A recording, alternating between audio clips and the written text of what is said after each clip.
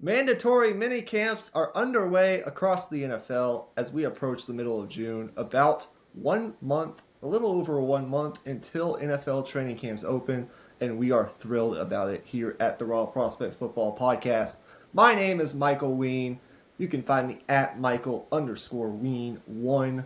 That is the number one on X or on social media, and I am joined as always by my fantastic co-host, the one and only Emmy Nixon, who you can find at Emmy_Nixon on X and social media. And today we are here back for our fourth episode in a series called Make Your Case, where Emmy and I are making the case for two NFL teams per episode, something positive that we believe can happen. We argue for a statement, and we go from there. We talk about the outlook for these teams going into next year as we're getting closer and closer to football season. Go check out our past episodes. They're now up on our channel. We record everything, middle of the week, and then we release our episodes over the weekend, Friday, Saturday, Sunday. You can look for most of our episodes to be released Friday or Saturday. Also, go check out Deep in the Heart of Longhorn Sports. Ton of things going on in not only the world of college athletics, but the Texas Longhorns in particular, especially football recruiting. That is the main topic of conversation this time of year. But I'm excited to be back. We're recording here on a Wednesday afternoon.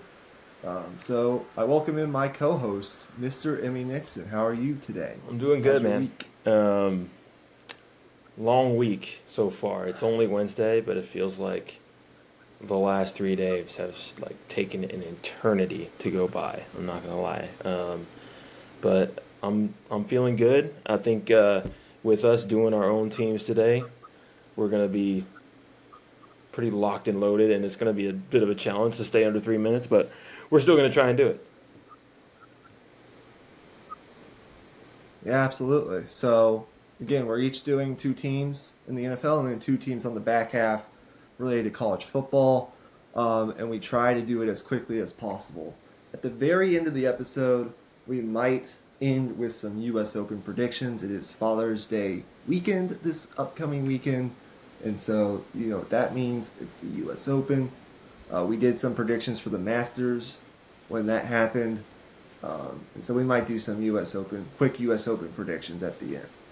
So stay tuned for that. And we are making these before, of course, the tournament starts. Let's go ahead and get started. And so I'm going to be starting us off today with the Pittsburgh Steelers. And before you start the timer, don't start it yet. You can start it once I start explaining. I want to kind of give context for this take because it's a little different than the positive takes that you've been hearing on our past three episodes of Make Your Case. So for the Steelers, my statement here is the Pittsburgh Steelers will only win 7 to 8 games in 2025, even with the signing of Aaron Rodgers. They're only going to win 7 to 8 games in 2025, but going into next offseason, the Steelers' young core will be viewed as an emerging group that can better support a rookie QB, which they're going to draft in 2026, next upcoming draft. So, let me explain why I view that as more positive than 9-8, 10-7 playoff berth. And let me, explain my take here. Okay, so you can start the timer if you would like. First of all, the Steelers have the ninth toughest schedule in the NFL. They have a top 10 toughest schedule in the NFL this upcoming season due to the fact that they finished second in the division this past year and have traditionally been a just above average or above average good enough team to make the playoffs. A high floor, low ceiling team with the quarterback purgatory that they've been in since Roethlisberger retired.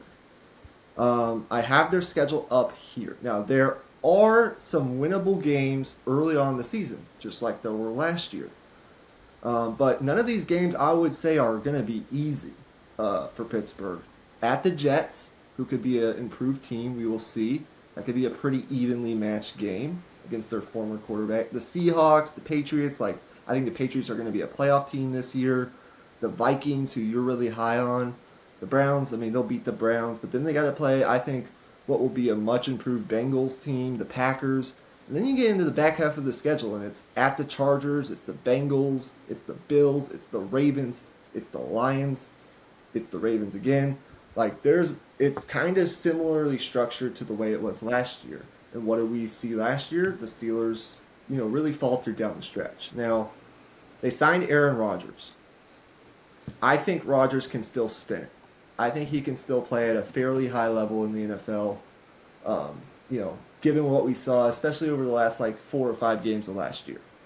I think he's still got enough arm talent. I still think he's very smart. I think he'll be able to run the Arthur Smith system. But what did we see him struggle with last year? A lot of accuracy issues that he hasn't had in the past. And the athleticism, of course, coming off the Achilles tear, is not near what it was. I have worries about the Steelers' offensive line. Same offensive line coach who hasn't been able to develop the offensive line, or you haven't been able to see massive improvement or development there. I have worries about that, especially against a lot of the pass rushes they're going to be facing. I still have concerns about the pass catching group beyond DK Metcalf.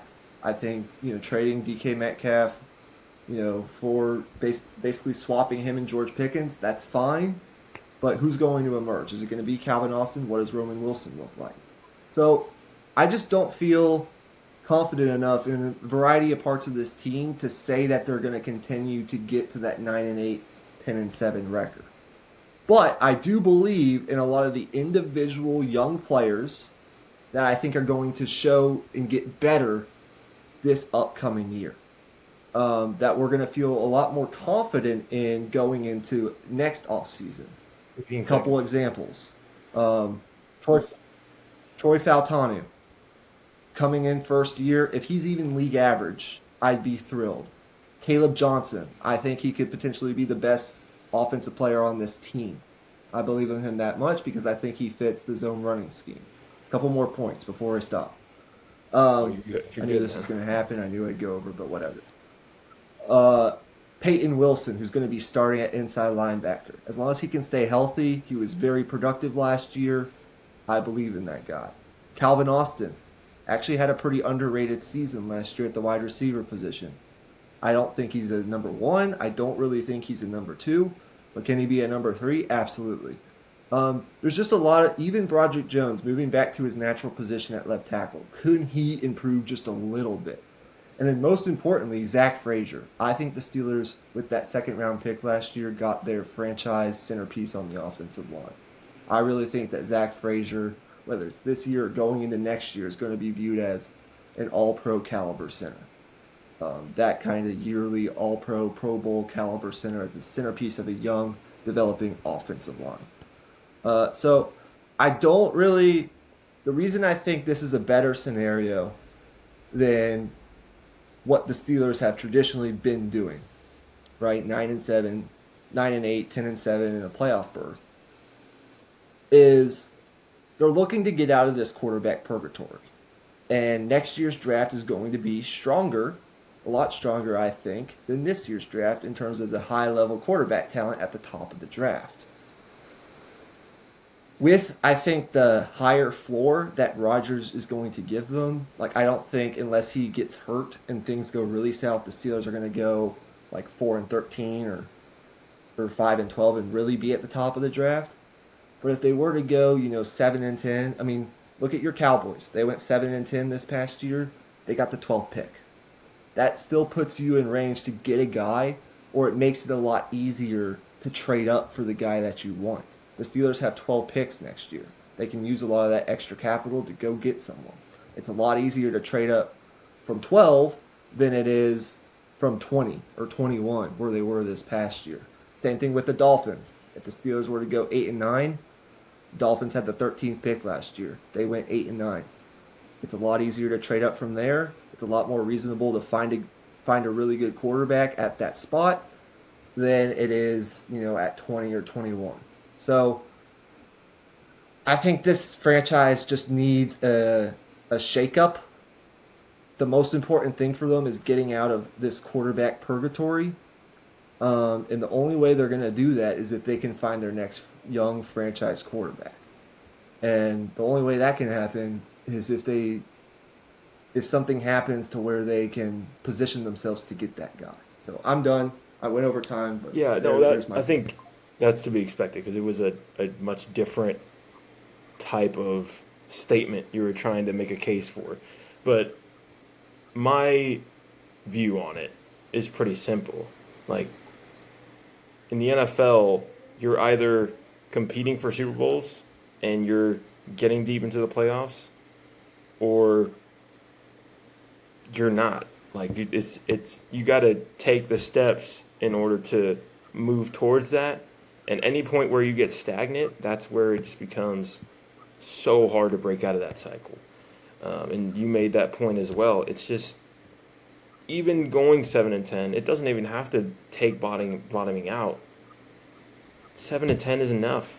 Like, Mm-mm. and I know that Omar Khan can be aggressive enough from a 12 or a 13th pick to trade up for a guy. And even, if you look at the Vikings, they had the 11th pick a couple years ago. They got their guy in J.J. McCarthy. So, well, we hope Yep. he's their guy. But you know We what I mean. think. We think Like they got a their high guy. level Yep. prospect, that pick number 11. Mhm. But having that guy is better than not having that guy. The Steelers need to get that guy in the building, or at least what they think that guy is going to be, whether it's a K Klubnik or a Drew Aller or I don't know, you name it next year. Fernando Mendoza, like there are a lot of Lenora Sellers. There are a lot of interesting quarterback prospects next year.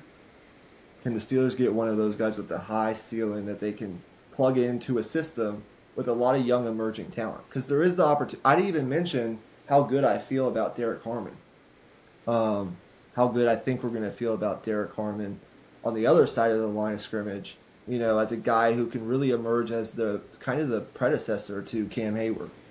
And so another concern I have just really fast before we get to your Cowboys, Steelers are going to be an older team. Like they have some younger talent. I think Omar Khan has done a pretty good job of drafting since he became the general manager. A lot better of a job, and at least I see his vision more than I did Kevin Colbert. But the Steelers are going to be an older team. They're relying on a lot of aging veterans to Yeah. make an impact and to stay healthy. For example, Aaron Rodgers, that's the most important one. But like TJ Watt, like he's still good and all, he's still great. He's in a contract dispute right now. I expect the Steelers to probably pay him. He's had injury issues. I mean, he hasn't been fully healthy the past couple years, and he's on the wrong side of 30 now. Cam Hayward, how long is he still going to maintain this high level? He's had injuries. They bring in Darius Slay. He's far past, the wrong side of 30. There's just a lot of aging players on this team that they're going to be counting on, Right. and we'll see how that goes. But we can move on now. I think we're generally in the same area on that. Like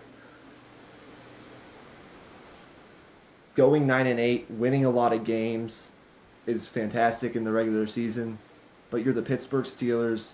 The goal, at least used to be, Right. competing for Super Bowls. And I just feel like, even though it kind of feel good, right, for Steelers fans to get into the playoffs and maybe win a playoff game, when did that become the standard? Yeah. So One that's my last take. question I Let's have move for on to the you before we Cowboys. move on is what record would the Steelers have to be at heading into the deadline for you to consider trading some of your veterans? Um, and that would mean a Slay. That would mean definitely probably not Cam Hayward. He's a Steeler for life. But I think you know what I mean. Like some of those veterans that are sprinkled all over the team. At what point would you trade some of those guys? Would it take like a 4-7 start or something like that? What week is the deadline? I believe Around it's what week is the around week deadline? 11 or 12. Steelers have a bye week 5, so after about 10 games, anything under 500, Yeah. I would consider, getting what you can possibly getting whatever capital you can get for a guy like, for example, I've advocated for this in the past. Maybe a Minka Fitzpatrick. He's younger, like he's on the younger side. He's not quite, I don't think, at the age of 30 yet, but I think you can consider, he's been in the NFL long enough Right. to be considered a veteran, and you could probably get, a day two pick for him, possibly. I would consider maybe trading a guy like that, um, or maybe you look to, instead of trading T.J. Watt, who I think is going to be a Steeler for life. It's kind of the same idea with a guy like Alex Highsmith. There are a lot of contenders that you could probably get a lot for. You could probably get a pretty good draft Right. pick for Alex Highsmith. He's a damn good edge rusher. So I would think like players like that. I don't know how much you get for like Yeah. a Darius Slay or these type of players, but I would definitely think about it. If I'm under 500 at the deadline, or even if I'm at 500, like I would still highly consider getting something for Yeah. one or two of these players. Okay. Yeah. That moves us into my Cowboys. So for me, for this next season, I'm going to be making the case that the Dallas Cowboys make it back to the playoffs and are in the wild card round. I'm not going to say they win the division. I'm not going to say they even are one of the top 5 seeds or something. But I think one of those 7 playoff spots, one of those spots from 5 to 7, they'll find their way in there. So I'll start with this. Let me start my timer.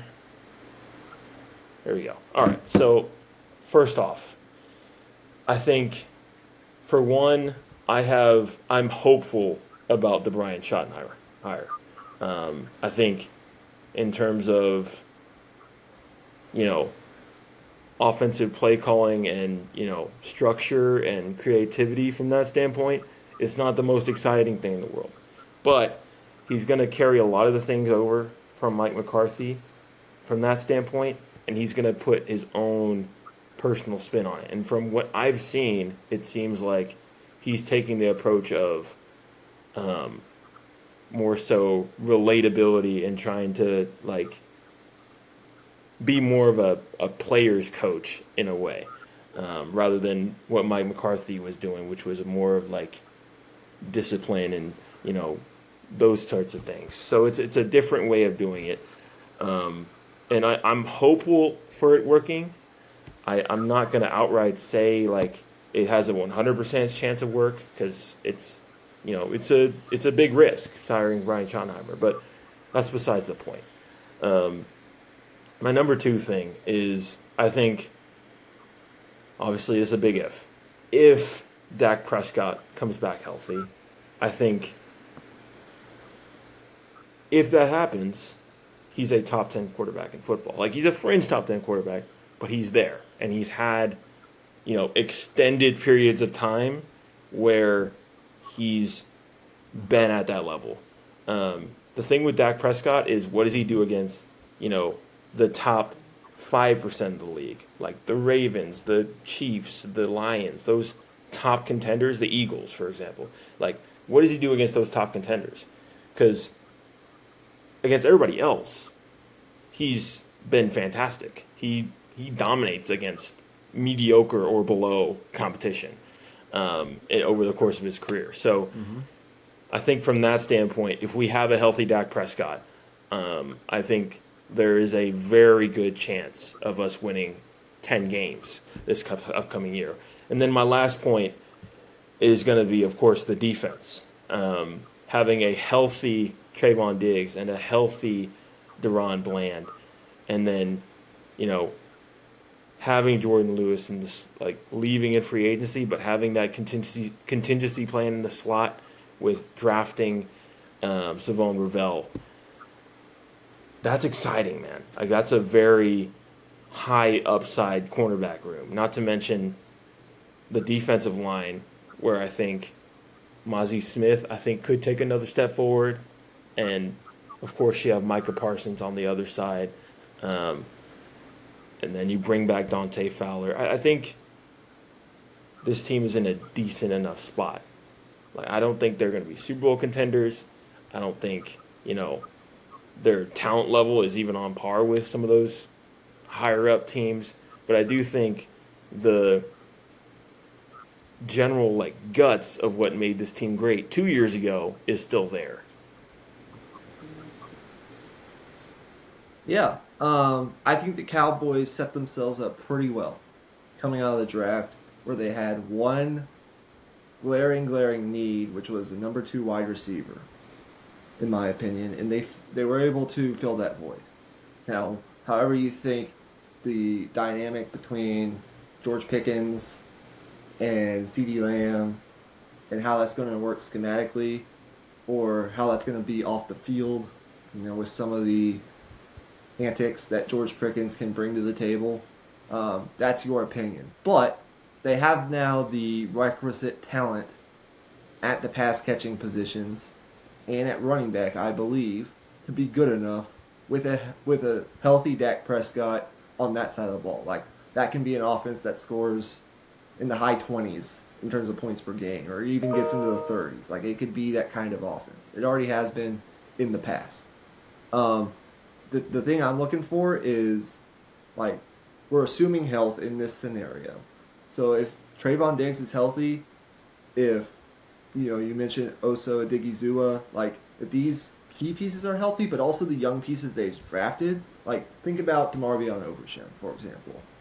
He was wreaking havoc right before he went down with an injury. I think it was like Yeah. last year around Thanksgiving where that happened, and he had like a pick six in that game. He was really coming into his own. If he's healthy, and you got these pass rushers, like yes, I can definitely foresee a scenario where the Cowboys are really competitive. They get in as like a 5 or a 6 seed, and depending on who they match up with, they could be a dangerous potential first round matchup. The key is, can we see Dak Prescott? Does he have it in him? I think he does. He just hasn't really shown it to kind of take it to the next level to win a game against win a Yeah. wild card game against the Lions, or could he win a wild card game against the Eagles? Like these kind of things. That's how you become like considered more than just Yeah. like a wild card berth, more than just kind of a playoff team. We'll see. We can't really tell what this team is going to look like, in January, but I think it's possible, absolutely. So, Cowboys are interesting, man. I'll definitely be keeping an eye on not only the George Pickens story, but the DeMarvion Overshown story. Just as Longhorn Yeah. fans, I think it's very, very interesting. Um, they've got Micah Parsons, like yeah, they'll be one of the top stories in the NFL, as they always are. So I'll go ahead and move us along here with my next take. Um, this is a pretty bold one. Like I want to know after I say the take, what you think this ranks on the Josh Pate boldness scale, um, of 1 to 10. My next statement is not only will the Atlanta Falcons exceed the 7.5 over under win total for this upcoming season, but they're going to win the NFC South. They're going to make the playoffs. They're going to win the NFC South over the Buccaneers. I don't know how much I believe this myself, but I'm going to make the case for it anyway. Okay, they're gonna find a way to win the division at like 10-7, something like that. Here's why. No team over the past couple years has been worse at getting after opposing quarterbacks since 2019, than the Falcons have. They've totaled 169 sacks as a defense since 2019. That's 30 less than any other NFL team in that span. Okay? They had 31 team sacks last year. That was the second fewest in the league. A significant factor, that also contributed to the fact they were horrible on third downs as a defense. They couldn't get off the field.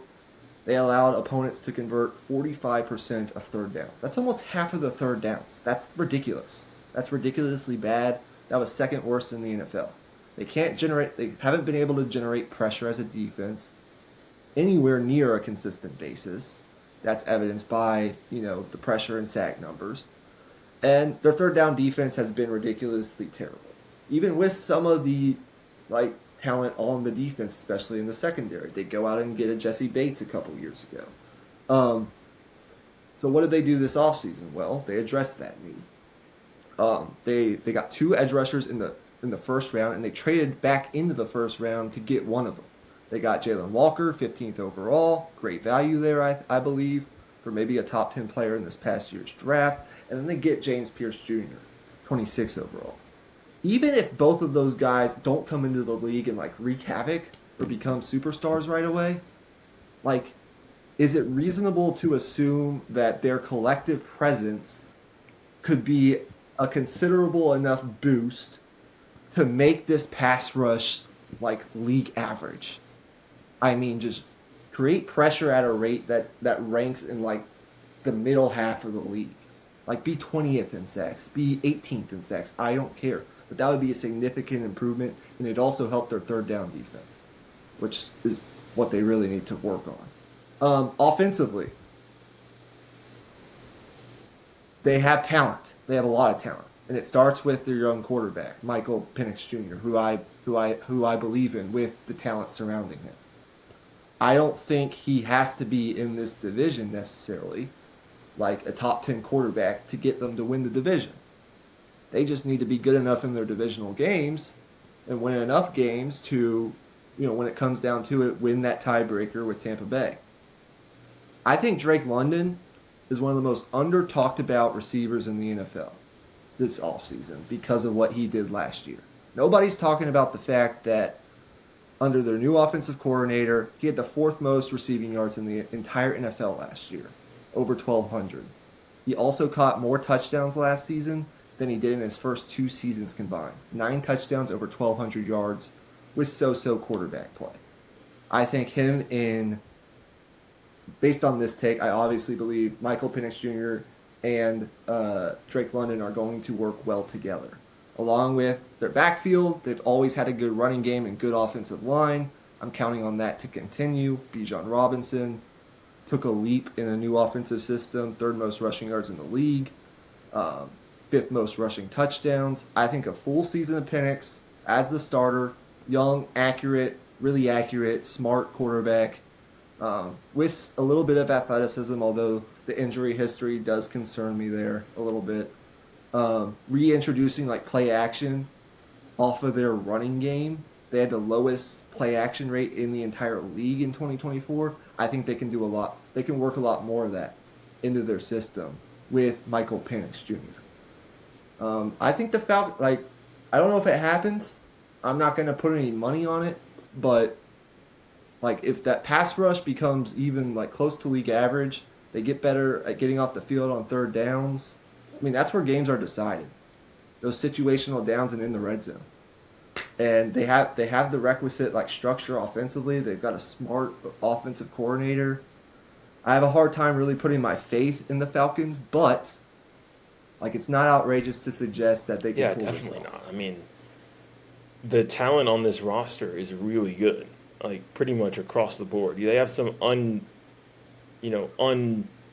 unproven talent, particularly on the defensive line, but there's no reason at all as to why they can't go out and win 10, 11 games. And to be honest, the only thing separating them from the status that the Bucks have is they just haven't done it yet.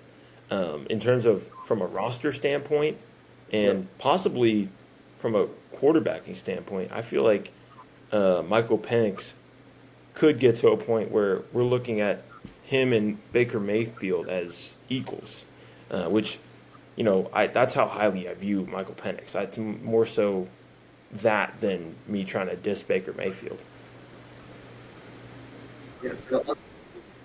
So on the boldness scale, on Josh Pate's boldness scale of 1 to 10, how bold do you think that is?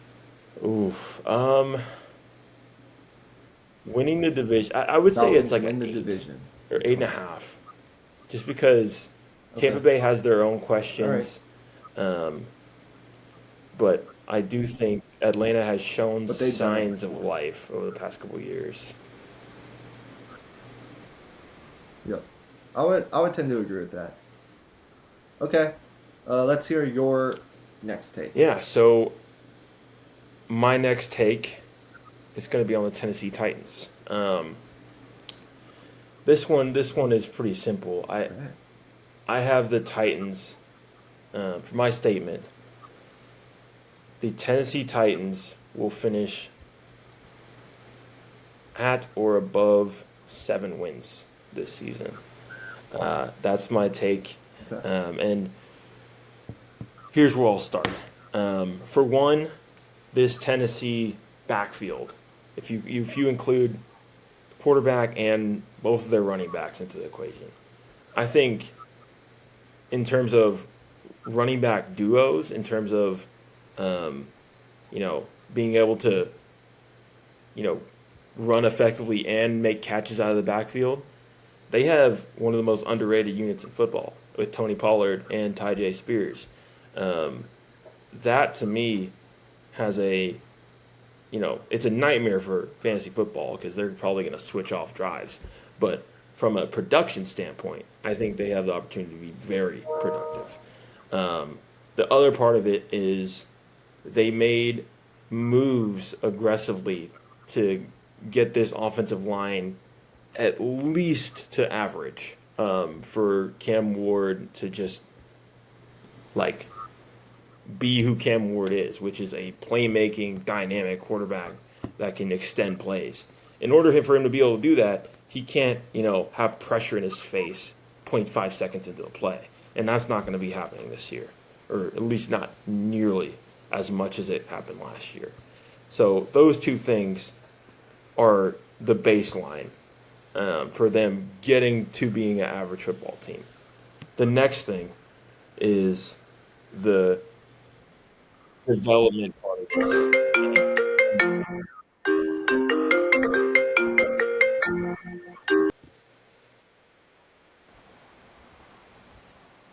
All right, guys, we are back. I had to take a very important phone call. We are back though, and I will let Amy now continue Yeah, on so his point. I left off by talking about their Titans. offensive line.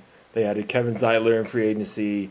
Of course, they have year 3 now of Peter Skoronski at left guard. They brought in Dan Moore Jr., of course, paying him over $20 million a year, which is a separate conversation. But where I get excited, and where I think the part of this team that I think gets underrated a little bit, or I think has the most potential to go beyond expectation, is within the wide receiver core. You look at Calvin Ridley, who at the end of last year, like finally kind of got his footing under him completely for the first time since that long suspension that he had. Like there was a point I think within weeks 10 through like 14 or 15 where Calvin Ridley was putting up crazy numbers. He was getting peppered with targets. He was super efficient, making contested catches, all that kind of stuff, playing like a legit number one wide receiver. So if he continues that momentum, that would be huge for this Titans team. Then I really liked what they did in the draft. They add Alec Alexander from Stanford in round 4. They also add Chimere Dike in round 4. And then an unrestricted, or not unrestricted, a undrafted free agent, Xavier Restrepo, who played with Cam Ward at Miami. I think Restrepo, by the end of the year, could be their wide receiver too, just because. I mean, he ran a 4.8 at the combine, and that's why teams stayed away from him. But you actually watch his tape; he has the quickness and he shows the ability to get open in man coverage. He kind of has to be crafty with it just because of his lack of outright speed, but he does these little fakes and he's really smart with his footwork and has these little push-offs that he's able to do without getting called. Like I think Restrepo might be the most underrated part of this. Like I think I could see him having a very successful rookie season and then career, pairing back up with Cam Ward. And then the last part of this being the defense. I'll keep this part quick because I went a little over on terms of the offense. You start with the secondary. L'Jarius Sneed last year had a lot of knee problems. If he's able to get back healthy this year, he can be their number one corner. Then you add in the fact that you have Jarvis Brownlee, who was their 2024 fifth-round pick, who played very solid last year. Then Roger McCreary, who's I think was their second-round pick in 2022, but has been pretty solid in that nickel corner position or slot corner position. I think this defensive secondary can get a lot better this upcoming year. They were already a very good run defense, obviously with Devondre Sweat and Jeffrey Simmons in there. But now with these corners, if they're healthy, this defense could be top half of the league. And I think the same for this offense. So I think this could be a legitimately average team next year. I don't think they're going to be bad, is basically what I'm trying to say. I think it was How 3. many games did they win? Remind me. Did they win 3, 4 games last year? Okay, so you're basically making the case Right. that they're going to double or more than double their win total, which I think is completely reasonable with the upgrades that they made. I think their defense, with a more talented quarterback, with a quarterback I do believe in at some level, um, you know, I think it could be a massive improvement from what they've had over the last couple of years with like a Malik Willis or any of these other quarterbacks that they've tried out. I think it's more than reasonable that they are kind of where the Bears were this past year with Caleb Williams, possibly in that 7 to 8 win range. I could definitely see that for the Titans because I have questions about the Colts and Anthony Richardson. Like, what does that look like right now? Is it going to be Daniel Jones? Like, the Jaguars are kind of on the come up. They could be kind of competing with the Titans, but it's reasonable to expect that kind of development with some of the pieces that they add. A Gunnar Helm at tight end, for example. Some of the receivers that you mentioned, the running backs, like just the youth talent they've injected to this offense. I do believe in Brian Callahan. Now, if it doesn't happen that way, what do we think of Brian Callahan? I'm kind of asking that as a rhetorical question. If this team doesn't Yeah, improve their win total from last year, what will the conversation sound like? We'll see. But I think a I lot think does it's totally depend on reasonable. where Brian Callahan is as a coach for sure. Like What that's were you gonna that's say? the negative side to this. If things go poorly, like there's a good chance that Brian Callahan is out of the door year 2 or even mid-season this year. I wouldn't even rule that out.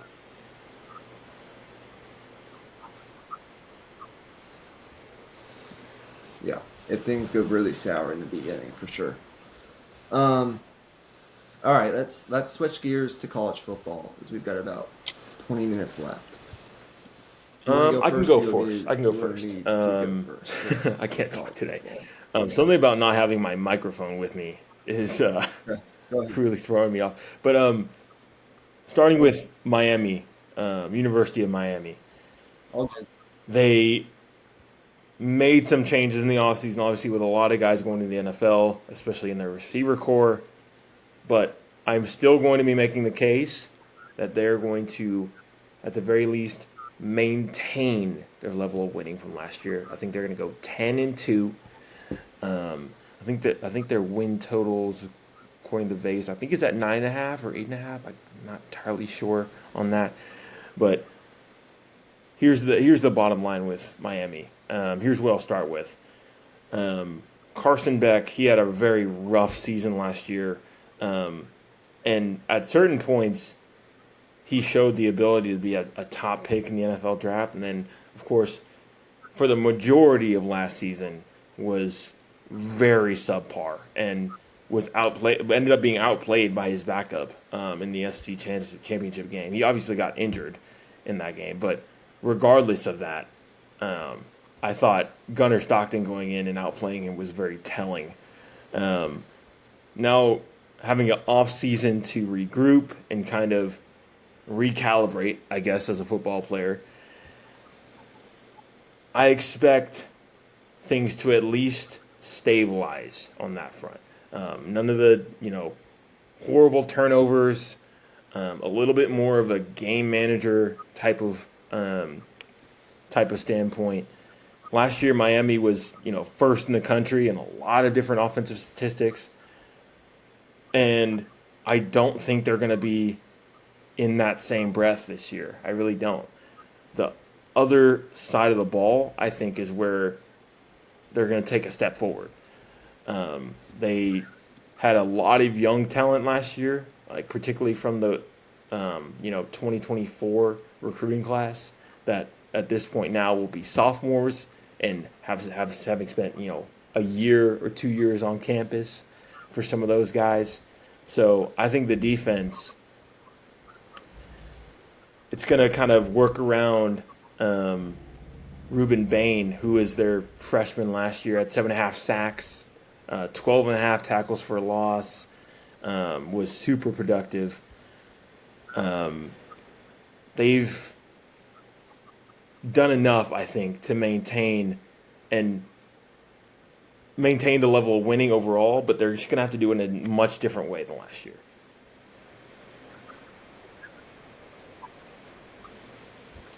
Do you think they're in the ACC championship game? If you had to make a call right now, do you think they're in the ACC championship It game all against, falls say, on Carson Clemson Beck, next but year? at this point in time, I'm going to say yes.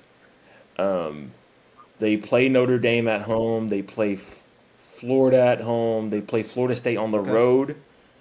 Those three games are going to be big keys, but they don't play Clemson. They don't play Georgia Tech. So, um, in terms of expectations, like if they're not in the ACC championship game, I think we're gonna really really have to start having conversations about Mario Cristobal and where this program is right now.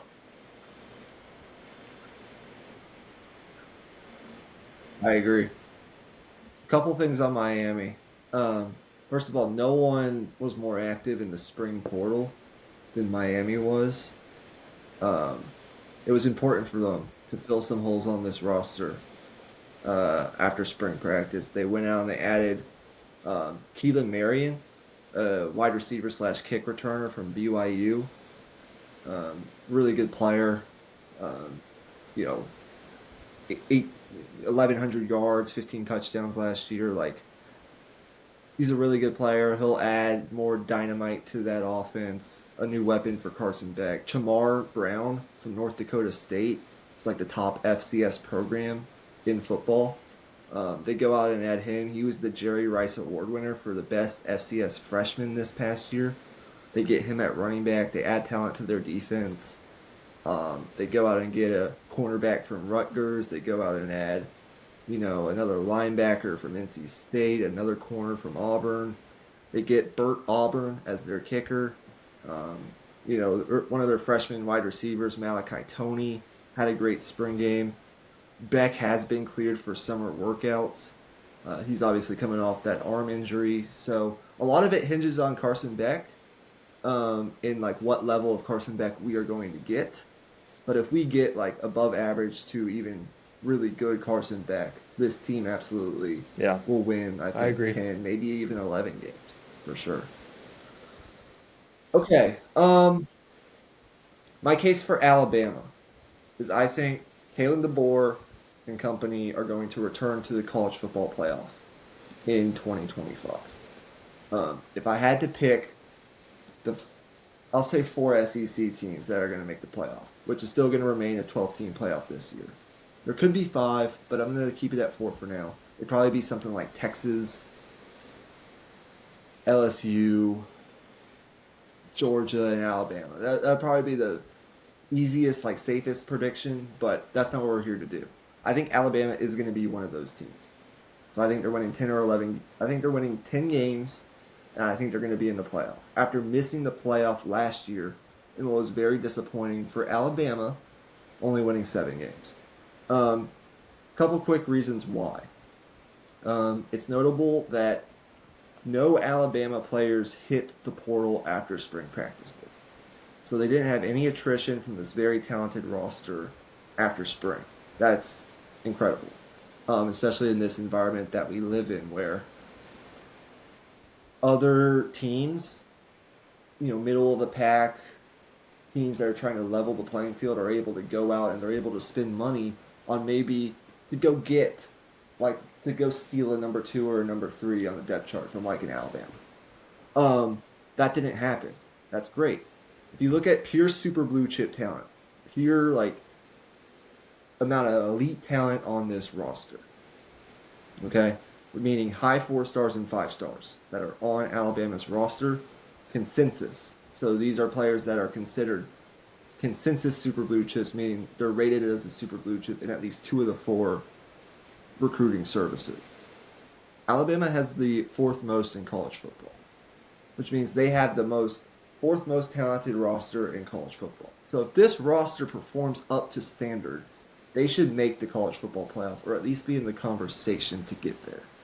Um, I think Kalen DeBoer reuniting with his offensive coordinator from Washington, uh, Ryan Grubbs, I believe is his name, who was in Seattle last year with the Seahawks, was at Washington. I think that's really important. I think that's going to help take some responsibility off DeBoer from a play calling standpoint. He can focus more on other things as a head coach that he does well, like managing the game, things of this nature. And Grubbs, I think, is going to help their young quarterback, Ty Simpson. Again, as it does with pretty much any college football program nowadays, it hinges on the quarterback position. But I think a Ty Simpson can just be like a 150, 160 quarterback rate. I'll even say like 145, 150 quarterback rating guy.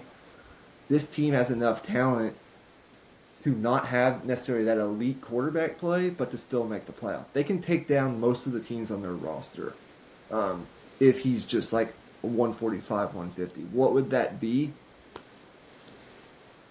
That would be like Quinn Ewers, his first year starting at Texas.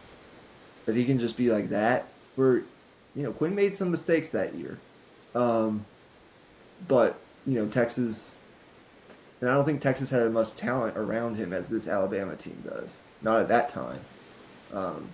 If he can just be like that level of quarterback and maybe limit some of those mistakes, which I'm putting my faith in, based on everything I'm hearing out of their practices, like I think this Alabama offense with Ryan Williams and Jeremy Bernard and all the players that they've added, all the talent that they have, is going to be good enough to supplement what is going to be a very good defense. I really believe in this defense. I think they could be top 10 in college football this year.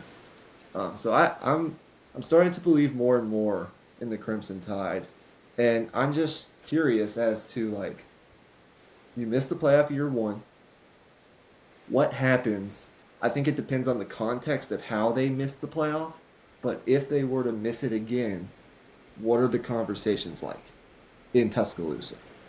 Because that's all this program has ever known is competing for national championships. And that standard hasn't left that program because of the amount of talent that is still on campus. So I don't think Kalen DeBoer would be on the hot seat necessarily if they were to miss the playoff again, but you never know. Like, Alabama's a school where they expect really good or elite pretty fast. And he's got the talent to do it. So I think Alabama could go 10-2, make the playoff. I think it's pretty. Yeah, I think everything positive you want to say about Alabama right now is fair to say, just because there was so much uncertainty heading into last year, and I think year 2 is where things will start to stabilize. The players spent a year under Kalen DeBoer, know what what they're trying to do offensively and defensively, and I think you mentioned the fact they paired Ryan Grubb up with Kalen DeBoer again.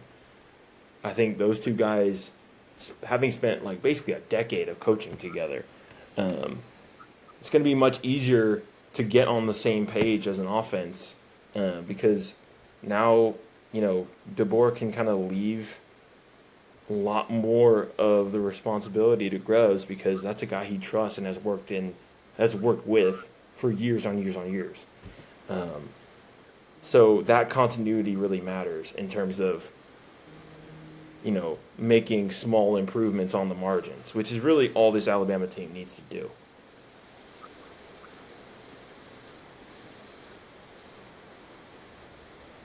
Yeah. Let's finish this episode off with our last teams really quickly. My Who last is your team, last college football team? also in the SEC, also in the state of Alabama, is the Auburn Tigers. So Auburn last year had their third straight season below 500 or 500 or below, I think.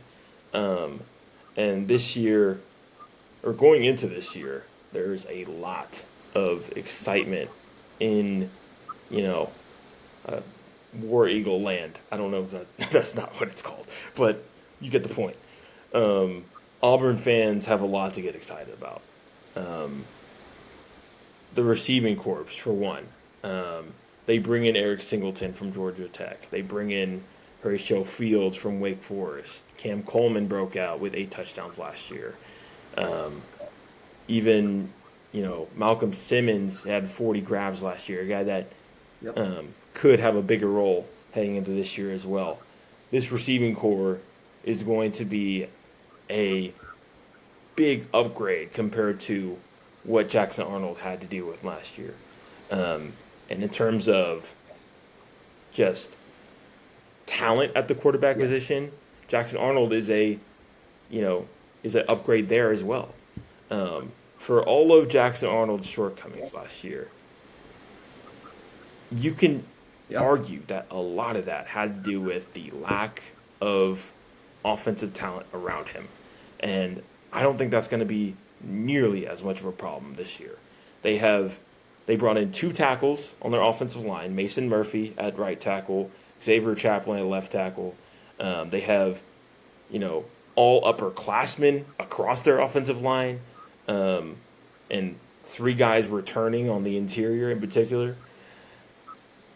This offense, I think, is where they have to, really boost themselves, especially from a standpoint of their head coach Hugh Freeze. Like, offense is his calling card. Offense is where he makes his bread and butter. So if this offense doesn't take a significant step forward, in terms of limiting mistakes, in terms of turning production into points, there's a non-zero chance that Hugh Freeze is not the head coach for Auburn next season.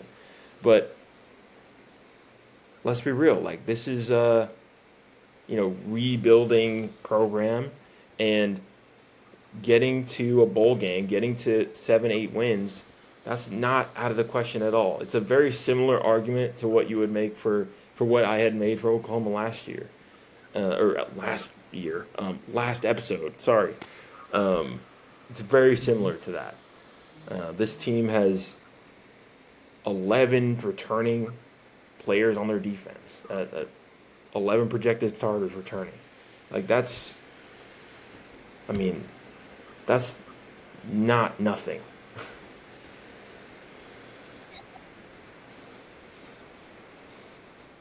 Yeah, I agree with you. Here's 2 things I'll say about Auburn. Actually, 3, really fast. Number one, I agree. If they're not above 500 this year, I think it's very likely. And I hate to say this, but I think it's very likely that Hugh Yeah. Freeze is probably very close to losing his job, or does lose his job. Number two, we're talking a ton. Like, I think Cam Coleman is one of the biggest stories in college football. But unfortunately for him, a guy named Jeremiah Smith exists, and a guy named Ryan Williams also exists. That's a problem for him, just like but he's up there with that group of talent wide receivers. Like, that wide Insane. If they receiver all enter the recruiting NFL class, draft next year, just absolutely like, they ridiculous. could all be top Like, 15 picks. Like, and when I say all, I mean including Ryan Wingo.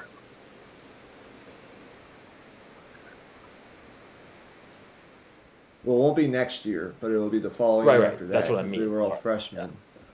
But yeah, Right. Ryan Wingo, right, 2027 would be the year for those guys. If all those guys entered that draft, it's going to be an insane wide receiver class.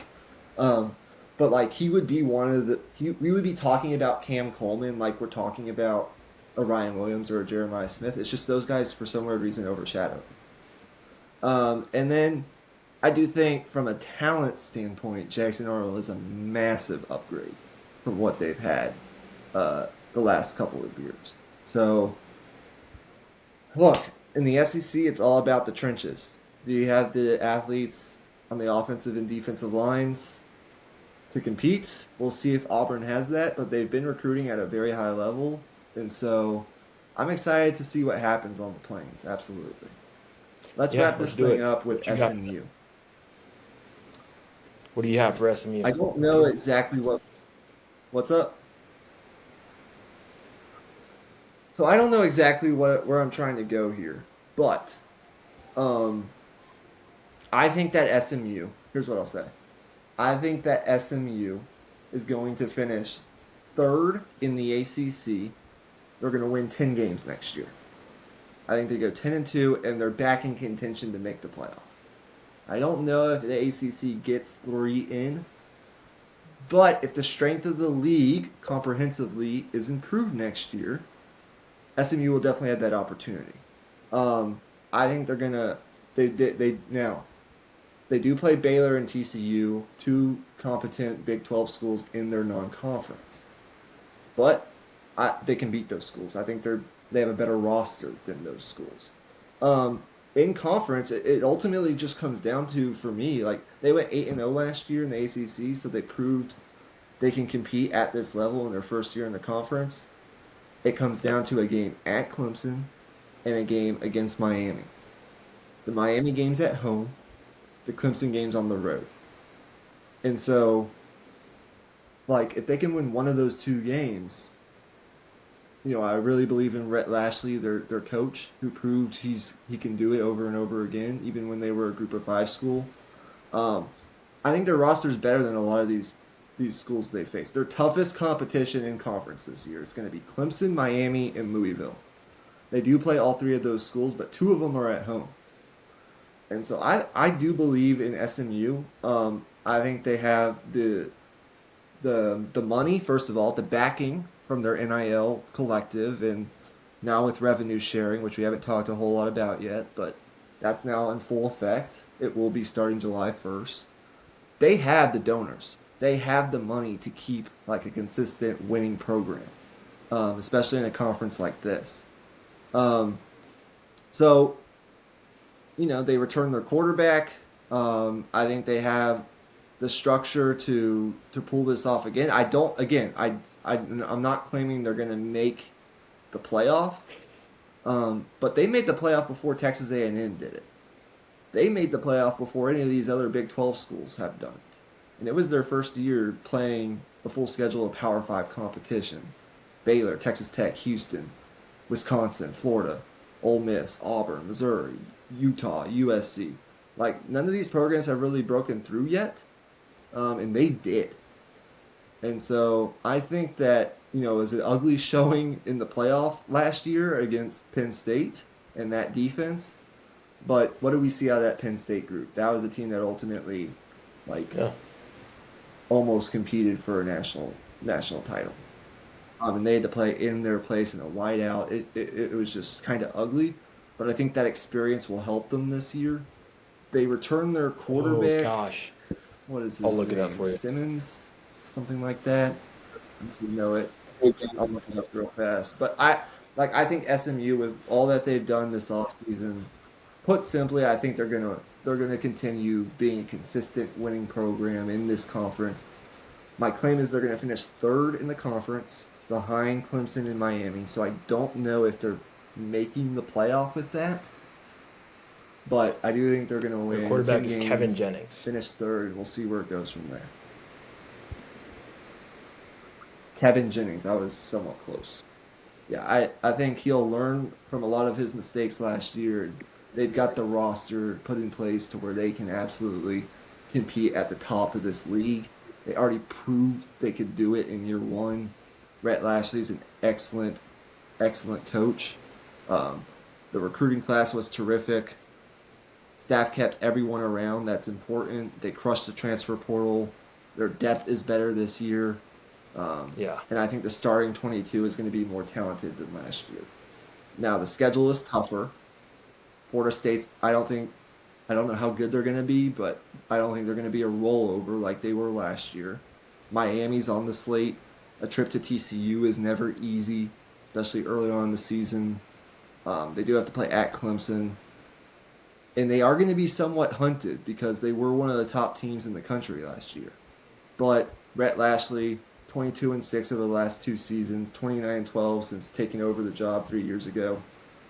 I just believe in this program. So that's where I am on SMU.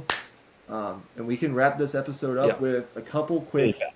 U.S. Open predictions. Um, I As long think as we don't have a anything else to say on the future football side of topic for things. an episode Anything else? is SMU a sleeping giant. I think that's a interesting conversation because they check a lot of boxing, but a lot. What the hell is going on today? Boxing, boxes. They check a lot of boxes.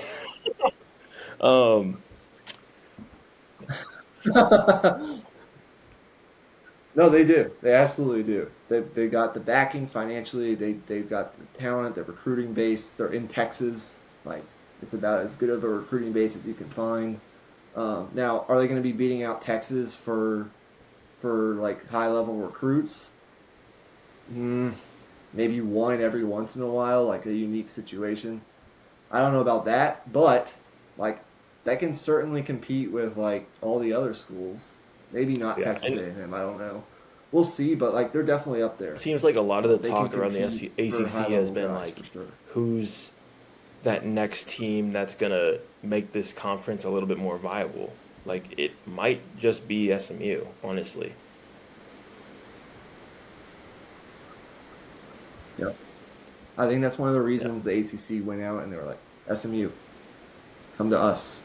You can compete in this conference. You can get the money. Like I don't think they got any money last year from revenue share because because of the way it lined up, they were entering the conference I think a year early than the ACC wanted them to. But either way, like they have the money. They don't need any of that necessarily. And now with revenue sharing, I think it'll make it even more beneficial for a school like them. But U.S. Open, third major of the year, it's already here. I can't believe it. So far this year, it's been kind of chalky in the majors, and I'm not complaining about it whatsoever. I think the fact that Rory completed the career Grand Slam, great for golf. We've already discussed this many times. Scotty Scheffler continues to dominate. Back on his game at the PGA, he won that tournament, his third major. U.S. Open, I mean, who's going to can win? you say anyone other than Scotty at this point? I mean, like let's be honest, man. Like if you told me at the start of this year that Scotty Scheffler would have elite putting stats, I'd be like, "Oh fuck, does he win the like year Grand Slam? Like all in one season? Like what? Like how does he ever lose at that point?" Okay. Well, let's talk about this then.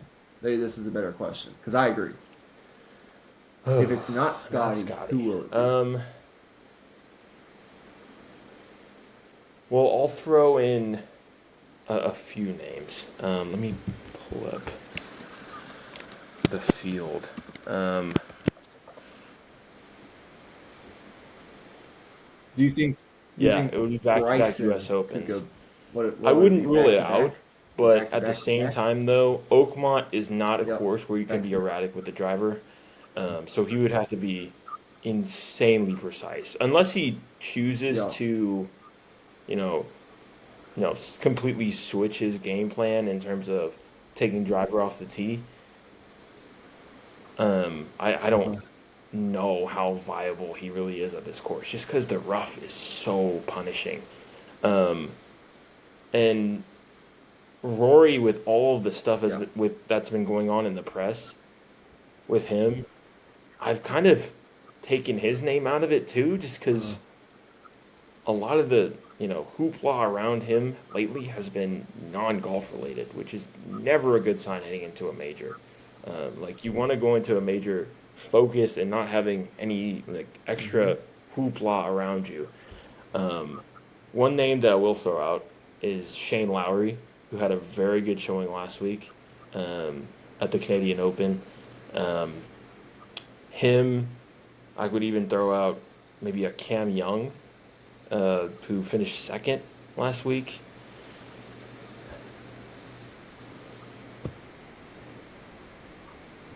Yeah, those are two good names. I was thinking Shane Lowry.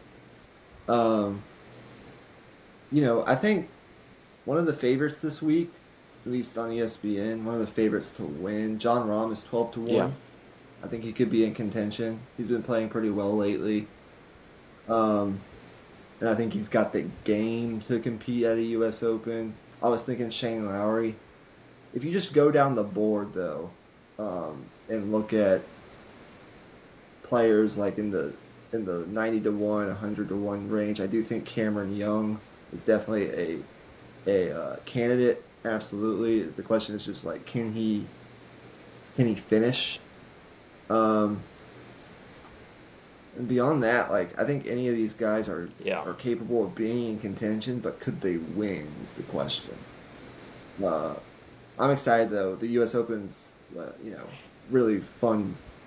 Not fun for the players necessarily with how hard the course is going to play, but it's like super challenging. And last year was a thrilling finish. So if it's anything like last year, uh, I'll be glued to my TV. But like, I think it's kind of a rhetorical question. If Scotty's on his game, yeah. I think okay. forget about Let, it. let's put it this way: if Scotty It were to have things go south and finish outside of the top 15, which would be a bad week for him, what would that look like?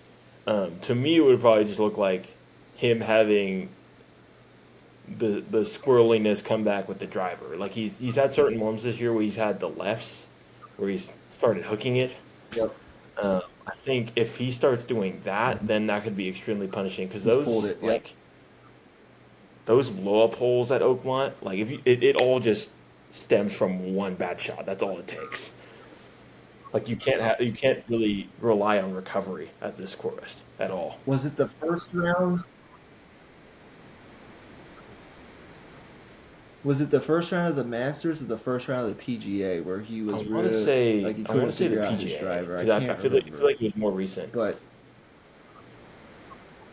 one of yeah, I think at the PGA, one of the early rounds, like the only bad round he had, or not, like one of his first couple rounds there, he was really, especially on the back nine, really having trouble with his driver. If he's hitting fairways and he's top 10 in strokes gained putting, like I, it's just gonna be he's gonna be very hard to beat because he's talked about it. He's able to compartmentalize very well. Like when he's on the golf course, he's thinking about golf. He's focused on golf. Like the superstars in golf have had that ability mentally to like Tiger, for example. We're not necessarily comparing the two, but when you look at Tiger's career, he was able to very well compartmentalize like being competitive and win, like going for the throw on the golf course while handling all the other You like just tune it everything out. else that was Yeah, going on. And there was a lot at some points in time in his career. yeah, He was able to just focus on be laser focused on winning. That's what Scotty I think has a innate ability to do. I think if he's on his game, he's going to be tough to beat. But with how talented the field now is nowadays in majors, um, yeah. man, you never know. You just never know. But we'll wrap it up there. I'm excited to watch what unfolds this weekend. Of course, it all starts tomorrow. We wanted to get some picks out there. We'll be back later. I guess if you're watching this, you'll see this on Friday. And then likely this weekend, you'll be seeing over the next week 2 episodes of Deep in the Heart of Longhorn Sports, hopefully, but at the very least one. Um, Yeah. we're going to talk there's a lot of recruiting stuff to get into. And then if you liked our draft breakdowns, our player profiles from last week, we've got 3 more of those coming up later today. So I'm super excited for what we've got going on the channel. We're going to start talking behind the scenes about some marketing get this more out there for you guys as much as we can. We want to put out as much content as consistently as we can, once or twice a Um, week. Emmy, any parting I shots just before want we to throw go? it out there that um, if Phil somehow completes the career Grand Slam this week, um, this would probably be the greatest year of watching golf like in a long time, and that's even with not having the Open Championship Yeah. happen yet. Because he, yeah, Did you see that shot? Did you see that shot that he made in that live tournament? it's That was ridiculous. nuts. It's, Like, it's just how is he completely still doing ridiculous. that at It makes no 55 years sense. old? Like he should be on the Champions Tour. Like he should be on the over It like the doesn't. senior tour.